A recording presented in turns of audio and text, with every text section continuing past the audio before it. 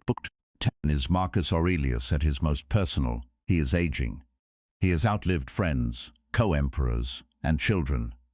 The empire is battered by war and plague. Yet here, in his private journal, he continues to choose philosophy over despair. Entry by entry, day by day. If this resonates with you, if you find yourself returning to these words, pausing, listening again, consider subscribing. A new Stoic audiobook arrives every week.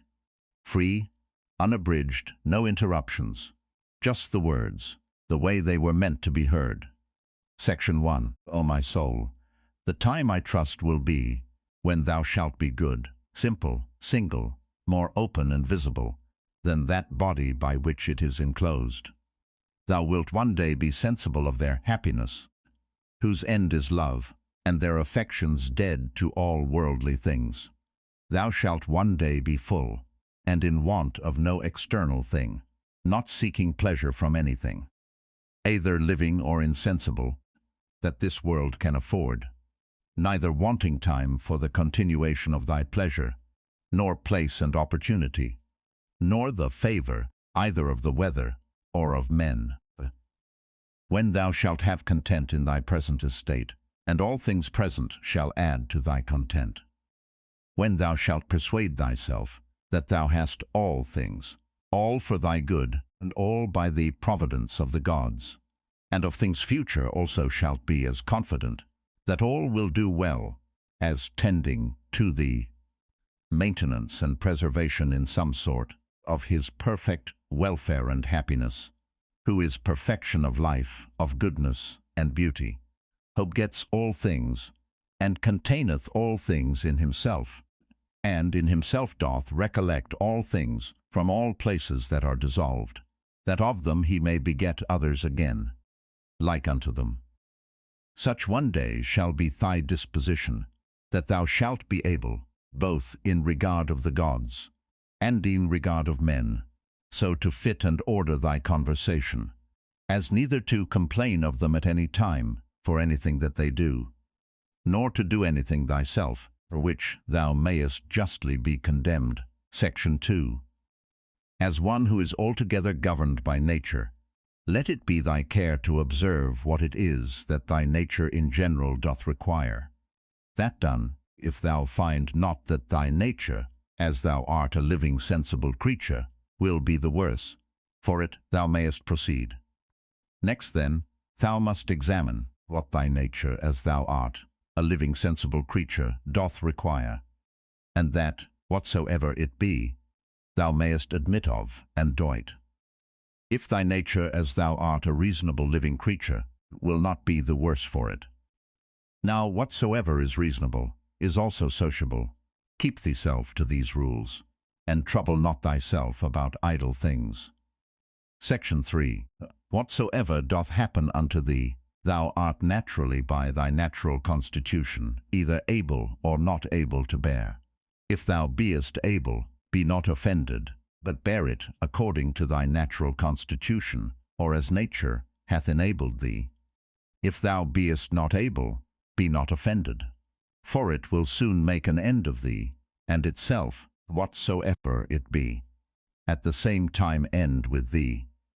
But remember, that whatsoever by the strength of opinion, grounded upon a certain apprehension of both true profit and utility, thou canst conceive tolerable, that thou art able to bear that bithy natural constitution. Section 4. Him that offends, to teach with love and meekness, and to show him his error. But if thou canst not, then to blame thyself, or rather not thyself neither, if thy will and endeavours have not been wanting. Section 5. Whatsoever it be that happens unto thee, it is that which from all time was appointed unto thee. For by the same coherence of causes by which thy substance from all eternity was appointed to be, was also whatsoever should happen unto it, destinated and appointed. Section 6.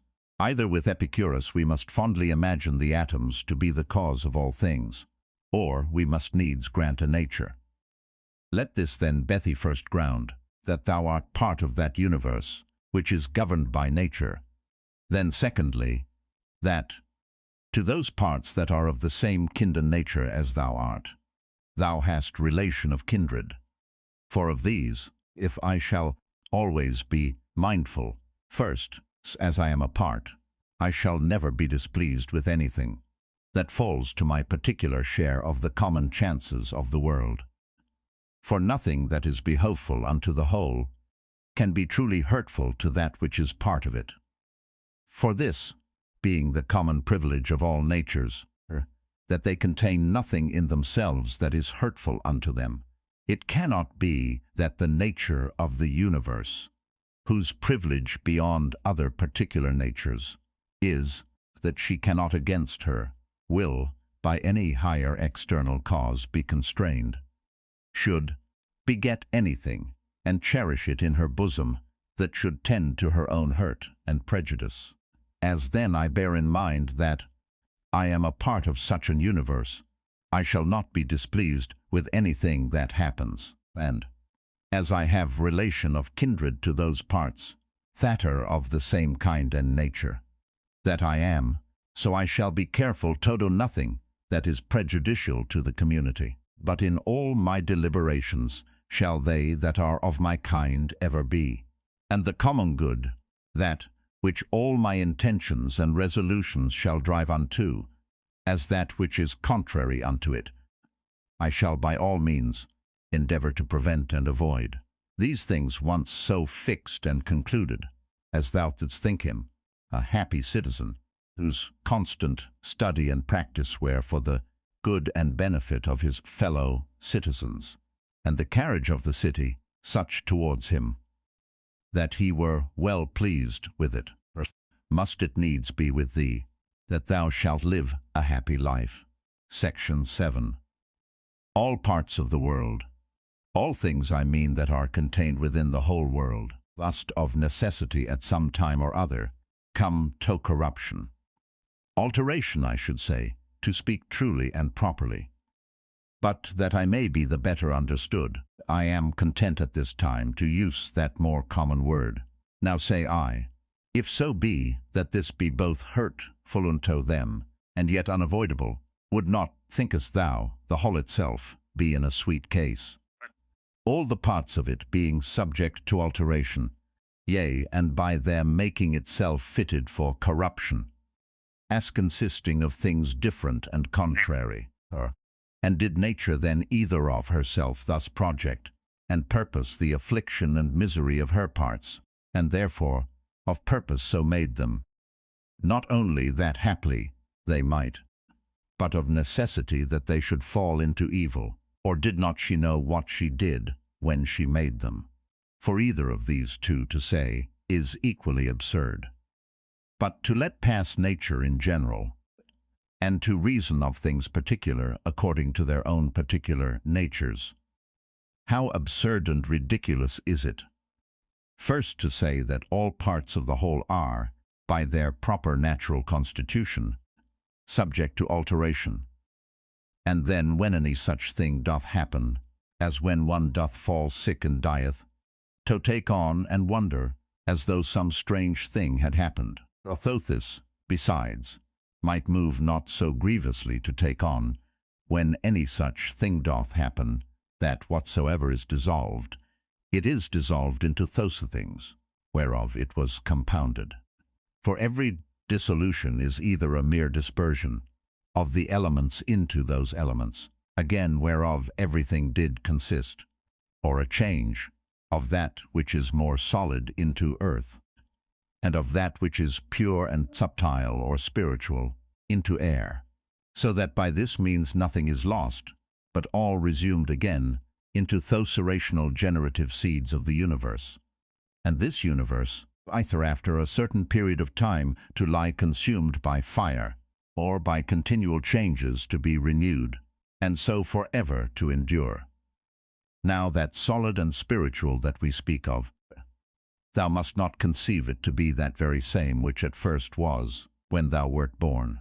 For alas, all this that now thou art in either kind, either for matter of substance or of life, hath but 2 or 3 days ago, partly from meats eaten, and partly from air breathed in, received all its influx, being the same then in another respect, than a running river, maintained by the perpetual influx and new supply of waters, is the same.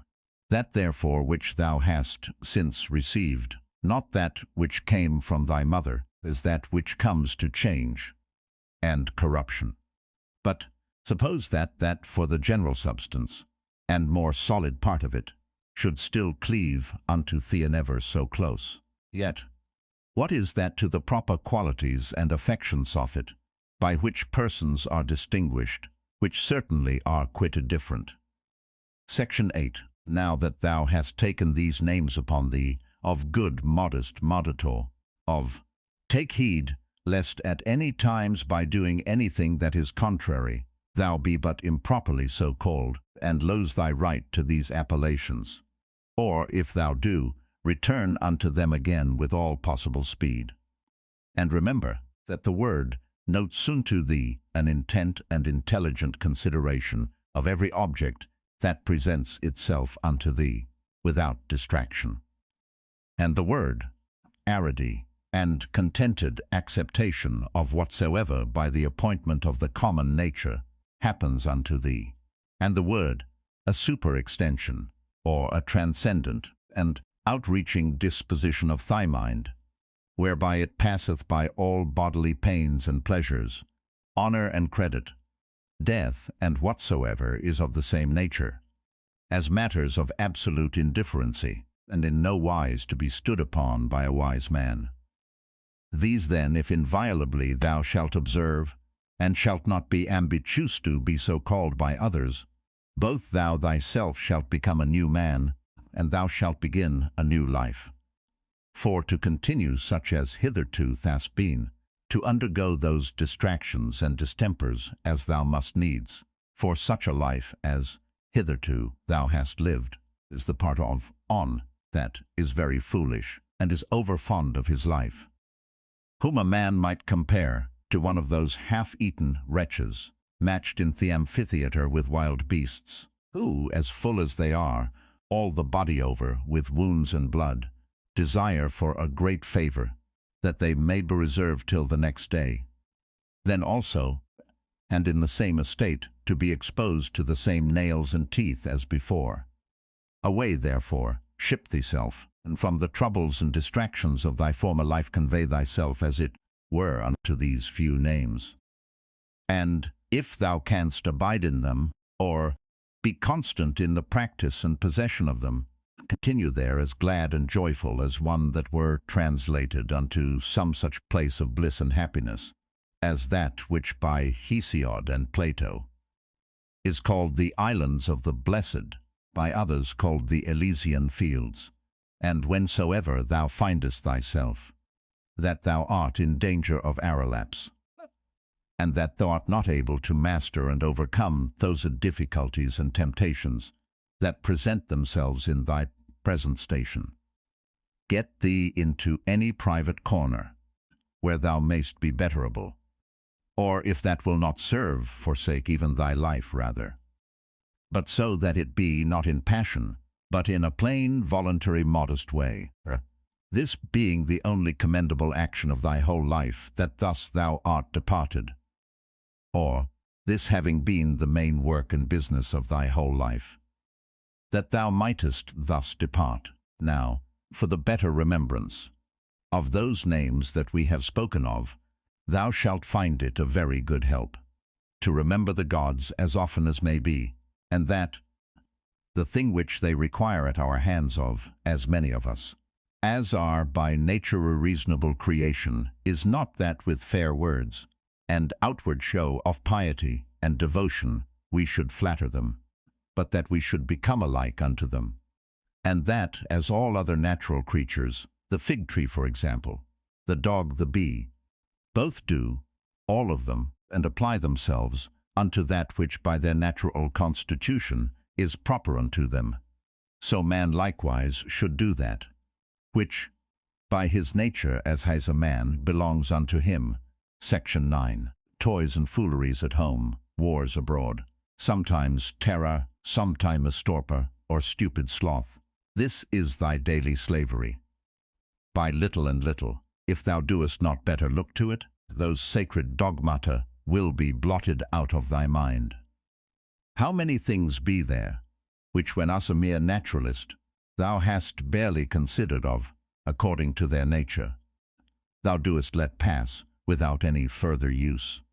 Whereas thou shouldst in all things so join action and contemplation, that thou mightest both at the same time attend all present occasions, to perform everything duly and carefully, and yet so intend the contemplative part too, that no part of that delight and pleasure, which the contemplative knowledge of everything, according to its true nature, doth of itself afford, might be lost, or that the true and contemplative knowledge of everything according to its own nature might of itself, action being subject to many lets and impediments, afford unto thee sufficient pleasure and happiness, not apparent indeed, but not concealed. And whence halt thou attain to the happiness of true simplicity and unaffected gravity?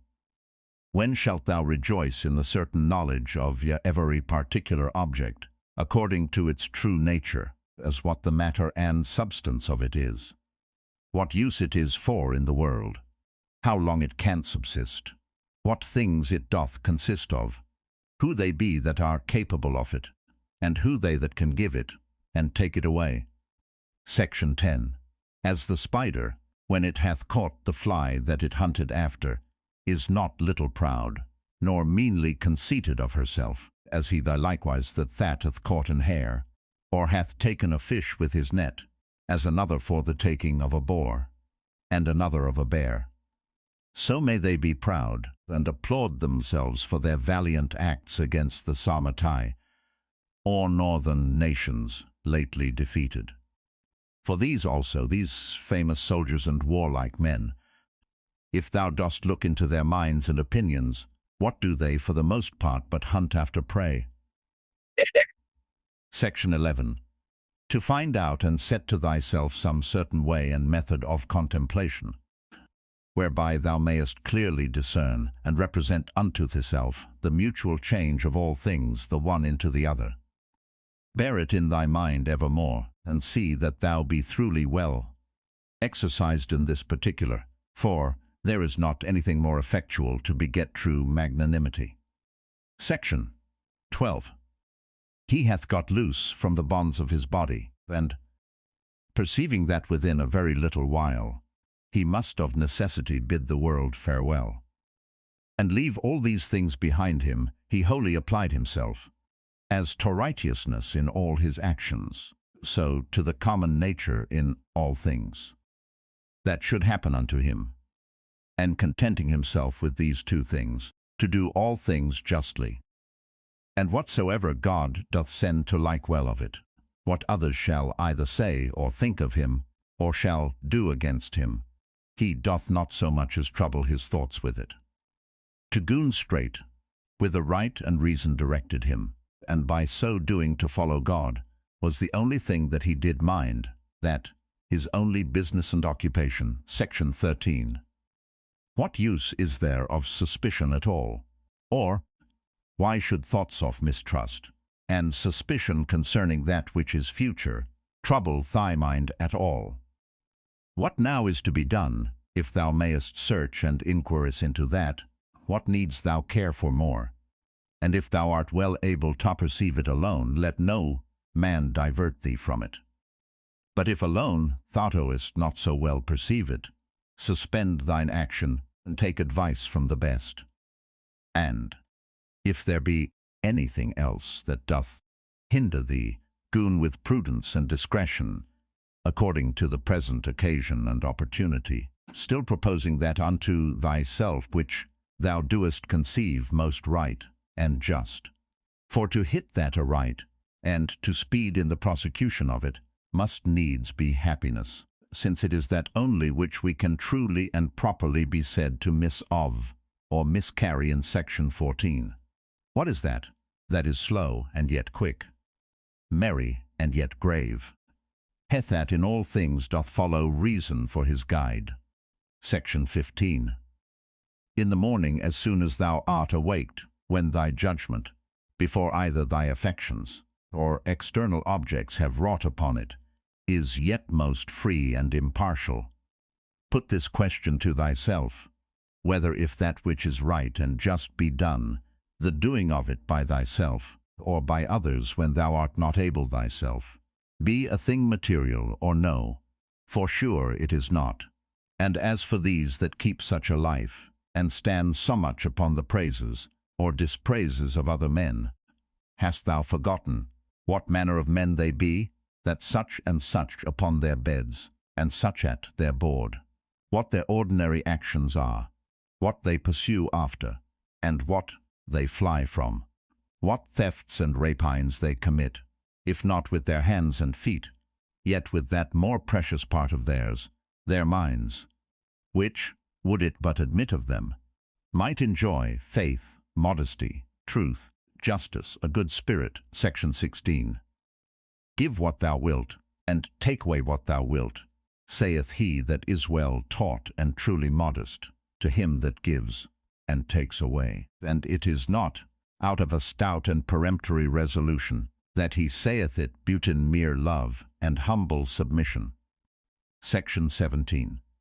So live as indifferent to the world and all worldly objects, a son, who liveth by himself alone upon some desert hill. For whether here or there, if the whole world be but as one town, it matters not much for the place. Let them behold and see a man, that is a man indeed, living according to the true nature of man. If they cannot bear with me, let them kill me. For better were it to die, than so to live as they would have thee. Section 18. Make it not any longer a matter of dispute or discourse, what are the signs and proprieties of a good man, but really and actually to be such. Section 19. Ever to represent unto thyself, and to set before thee, both the general age and time of the world, and the whole substance of it, and how all things particular, in respect of these, are, for their substance, as one of the least seeds that is, and for their duration as the turning of the pestle in the mortar, once about. Then to fix thy mind upon every particular object of the world, and to conceive it as it is indeed, as already being in the state of dissolution and of change, tending to some kind of either putrefaction or dispersion, or whatsoever else it is, that is, the death, as it were, of everything in his own kind. Section 20. Consider them through all actions and occupations of their lives, as when they eat and when they sleep, when they are in the act of necessary exoneration, and when in the act of lust. Again, when they either are in their greatest exaltation, and in the middle of all their pomp and glory, or being angry and displeased, in great state and majesty, as from an higher place, they chide and rebuke. How base and slavish, but a little while ago, they were fain to be, that they might come to this. And within a very little while, what will be their estate, when death hath once seized upon them? Section 21. That is best for everyone, that the common nature of all doth send unto everyone, and then is it best, when she doth send it. Section 22. The earth, saith the poet, doth often long after the rain, so is the glorious sky often as desirous to fall upon the earth, which argues a mutual kind of love between them. And so, say doth the world, bear a certain affection of love to whatsoever shall come to pass. With thine affections shall mine concur, O world, the same, and no other shall the object of my longing be which is of thine. Now that the world doth love it is true indeed, so is it as commonly said, and acknowledged, ledged, when, according to the Greek phrase, imitated by the Latins, of things that used to be, we say commonly, that they love to be. Section 23. Either thou dost continue in this kind of life, and that is it, which so long thou hast been used unto, and therefore tolerable. Or thou doest retire, or leave the world, and that of thine own accord, and then thou hast thy mind, or thy life is cut off. And then mayst thou rejoice that thou hast ended thy charge. One of these must needs be. Be therefore of good comfort. Exive, let it always appear and be manifest unto thee that solitariness and desert places, by many philosophers so much esteemed of and affected, are of themselves but thus and thus, and that all things are them to them that live in towns, and converse with other as they are the same nature everywhere to be seen and observed to them that have attired themselves to the top of mountains, and to desert heavens, or what other desert, and inhabited places soever, or anywhere, it thou wilt mayest thou quickly find, and apply that to thyself, which Plato saith of his philosopher, in a place, as private and retired, saith he, as if he were shut up and enclosed about in some shepherd's lodge on the top of a hill. By thyself to put these questions to thyself, or to enter in these considerations. What is my chief and principal part, which hath power over the rest? What is now the present estate of it as I use it, and what is it that I employ it about? Is it now void of reason or no? Is it free and separated, or so affixed, so congealed and ground together as it were with the flesh, that it is swayed by the motions and inclinations of it? Section 25. He that runs away from his master is a fugitive, but the law is every man's master. He therefore that forsakes the law is a fugitive. So is he whosoever he be, that is either sorry, angry, or afraid, or for anything that either hath been, is, or shall be by his appointment, who is the Lord and Governor of the universe. For he truly and properly is, or the law, as the only, or distributor and dispenser of all things that happen unto anyone in his lifetime. Whatsoever then is either sorry, angry, or afraid, is a fugitive. Section 26. From man is the seed, that once cast into the womb man, hath no more to do with it. Another cause succeedeth, and undertakes the work, and in time brings a child. That wonderful effect from such a beginning to perfection. Again man lets food down through his throat, and that once down, he hath no more to do with it. Another cause succeedeth, and distributeth this food into the senses and the affections, into life and into strength, and doth with it those other many and marvelous things that belong unto man. These things, therefore, that are so secretly and invisibly wrought and brought to pass, thou must use to behold and contemplate, and not the things themselves only, but the power also by which they are effected, that thou mayst behold it, though not with the eyes of the body, yet as plainly and visibly as thou canst see and discern the outward efficient cause of the depression and elevation of anything. Section 27. Ever to mind and consider with thyself how all things that now are have been heretofore, much after the same sort and after the same fashion that now they are, and so to think of those things which shall be hereafter also. Moreover, whole dramata and uniform scenes, or scenes, that comprehend the lives and actions of men of one calling and profession, as many as either in thine own experience thou hast known, or by reading of ancient histories, as the whole court of Adrianus, the whole court of Antoninus Pius, the whole court of Philippus, that of Alexander, that of Chrysus, to set them all before thine eyes. For thou shalt find that they are all but after one sort and fashion, only that the actors were others. Section 28. As a pig that cries and flings when his throat is cut, fancy doth thyself every one to be, that grieves for any worldly thing, and takes an.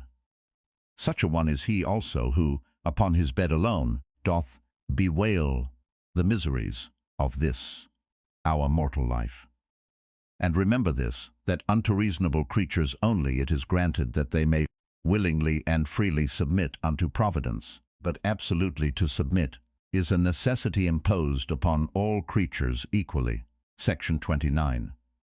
Whatsoever it is that thou goest about, consider of it by thyself, and ask thyself, what? Because I shall do this no more when I am deaded. Should therefore death seem grievous unto me?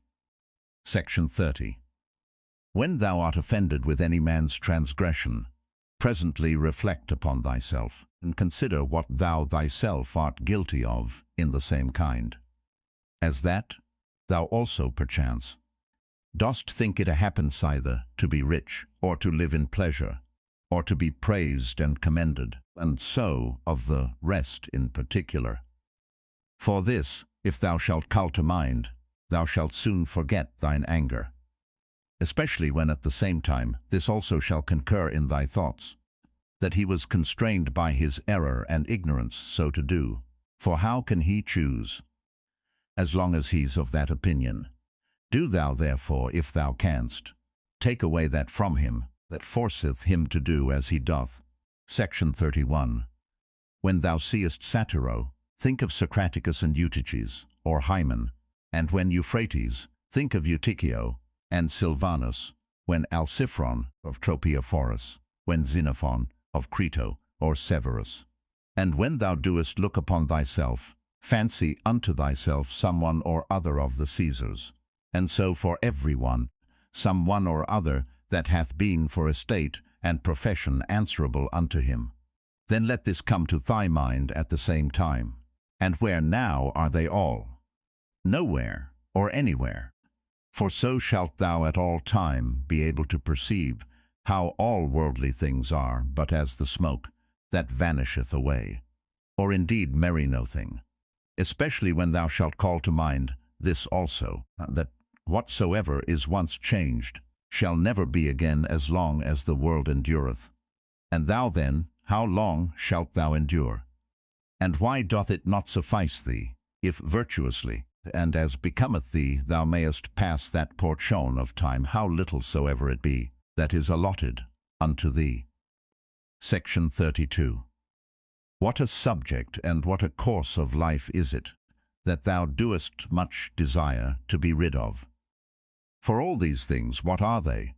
But fit objects for an understanding, that beholdeth everything according to its true nature, to exercise itself upon? Be patient, therefore, until that. As a strong stomach that turns all things into his own nature, and as a great fire that turneth in flame and light, whatsoever thou doest cast into it, thou have made these things also familiar, and as it were a natural unto thee. Section 33. Let it not be in any man's power to say truly of thee, thought thou art not truly simple, or sincere and open, or not good. Let him be deceived whosoever he be, that shall have any such opinion of thee. For all this doth depend of thee. For who is it that should hinder thee from being either truly simple or good? Do thou only resolve rather not to live, than not to be such. For indeed, neither doth it stand with reason that he should live, that is not such.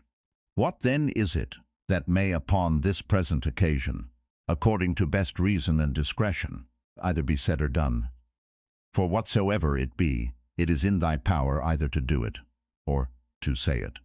And therefore seek not any pretenses, as though thou wert hindered. Thou wilt never cease groaning and complaining, until such time as that, what pleasure is unto the voluptuous, be unto thee, to do in everything that presents itself, whatsoever may be done conformably and agreeably to the proper constitution of man, or to man as he is aman. For thou must account that pleasure, whatsoever it be, that thou mayest do, according to thine own nature, and to do this every place will fit thee. Unto the cylindrus, or roller, it is not granted to move everywhere according to its own proper motion, as neither unto the water, nor unto the fire, nor unto any other thing, that either is merely natural, or natural and sensitive. but not rational, for many things there be that can hinder their operations. But of the mind and understanding this is the proper privilege, that according to its own nature, and as it will itself, it can pass through every obstacle that finds, and keep straight on forwards. Setting therefore before thine eyes this happiness and felicity of thy mind, whereby it is able to pass through all things, and is capable of all motions, whether as the fire, upwards, or as the stone downwards, or as the cylindrus through that which is sloping. Content thyself with it, and seek not after any other thing. For all other kind of hindrances that are not hindrances of thy mind, either they are proper to the body, or merely proceed from the opinion, reason not making that resistance that it should, but basely, and cowardly suffering itself to be foiled, and of themselves can neither wound nor do any hurt at all. Else must he of necessity, whosoever he be that meets with any of them, become worse than he was before. For so is it in all other subjects, that is thought hurtful unto them, whereby they are made worse. But here, contrariwise, man, if he make that good use of them that he should, is rather the better and the more praiseworthy for any of those kind of hindrances than otherwise.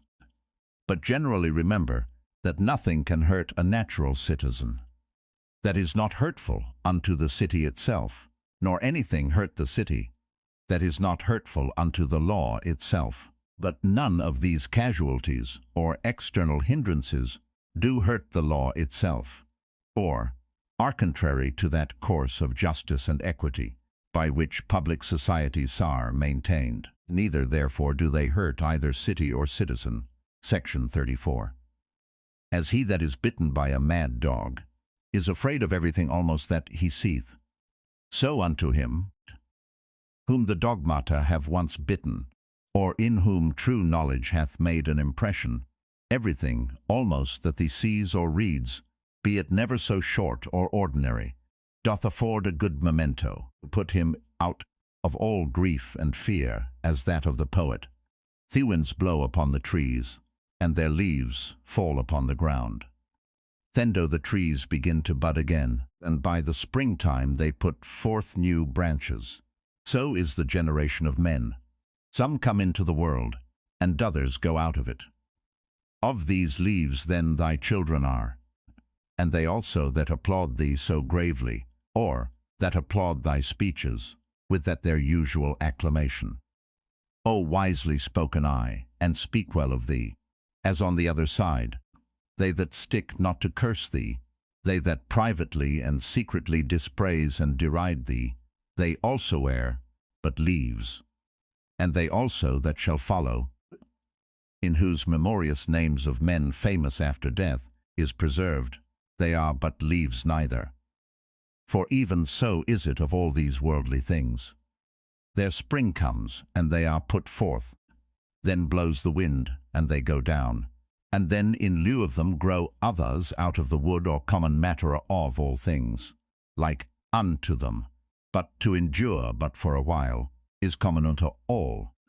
Why then shouldest thou so earnestly either seek after the settings, or fly from them, as though they should endure for ever? Yet a little while, and thine eyes will be closed up, and for him that carries thee to thy grave shall another mourn within a while after. Section 35. A good eye must be good to see whatsoever is to be seen, and not green things only, for that is proper to sore eyes. So must a good ear and a good smell be ready for whatsoever is either to be heard or smelt, and a good stomach as indifferent to all kinds of food as a millstone is to whatsoever she was made for to grind. As ready therefore must a sound understanding be for whatsoever shall happen. But that saith, O that my children might live, and, O that all men might comment me for whatsoever I do, is an eye that seeks after green things, or as teeth after that which is tender. Section 36. There is not any man that is so happy in his death, but that some of those that are by him when he dies will be ready to rejoice at his supposed calamity. Is it one that was virtuous and wise indeed? Will there not some one or other be found, who thus will say to himself, "Well, now at last shall I be at rest from this pedagogue. He did not indeed, otherwise, trouble us much, but I know well enough that in his heart he did much condemn us." Thus will they speak of the virtuous. But as for us, alas how many things be there, for which there be many, that glad would be to be rid of us. This therefore, if thou shalt think of whensoever thou diest, thou shalt die the more willingly, when thou halt think with thyself, I am now to depart from that world, wherein those that have been my nearest friends and acquaintances, they whom I have so much suffered for, so often prayed for, and for whom I have taken such care, even they would have me die, hoping that after my death they shall live happier than they did before. What then should any man desire to continue here any longer? Nevertheless, whensoever thou diest, thou must not be less kind and loving unto them for it, but as before, see them, continue to be their friend, to wish them well, and meekly, and gently to carry thyself towards them, but yet so that on the other side it make thee not the more unwilling to die, but as it fareth with them, that die an easy quick death, whose soul is soon separated from their bodies, so must thy separation from them be. To these had nature joined and annexed me. Now she parts us. I am ready to depart, as from friends and kinsmen, but yet without either reluctancy or compulsion. For this also is according to nature, section 37.